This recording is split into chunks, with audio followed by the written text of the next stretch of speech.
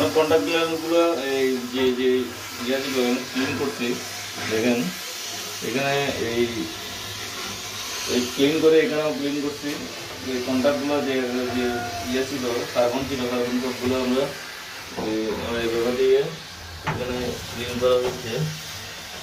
এগুলো হালকা করে বসতে হবে যাতে বেশি যেন ক্ষয় না হয়, জাস্ট শুধু কার্বনগুলো যেন তোলা হয়, শুধু কার্বনগুলো ক্লিন করার পরে তারপরে কন্টাক্টটা যেন এরকম পরিষ্কার থাকে, জাস্ট কন্টাক্ট পাওয়ার জন্য।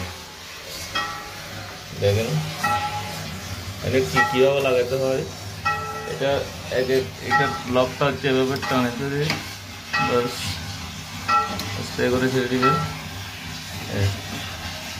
অফ করছে। এটাও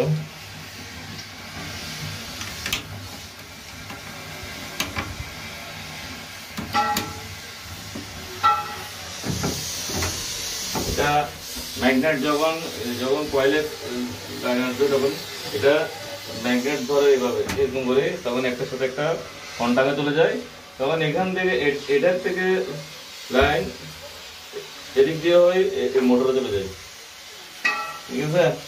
আর এটাও সেম, তাহলে যখন এনার্জাইজ অর্থাৎ কন্টাক্টে চলে যাবে তখন এগুলা এটা দিয়ে লাইন ঘুরে এটাতে যাবে, এটা থেকে ঘুরে মোটরে যাবে। এগুলো হচ্ছে মেন পাওয়ার লাইন, এটা হচ্ছে পাওয়ার লাইন। আর পিছনের গুলো হচ্ছে কন্ট্রোলিং ওয়্যার, কন্ট্রোলিং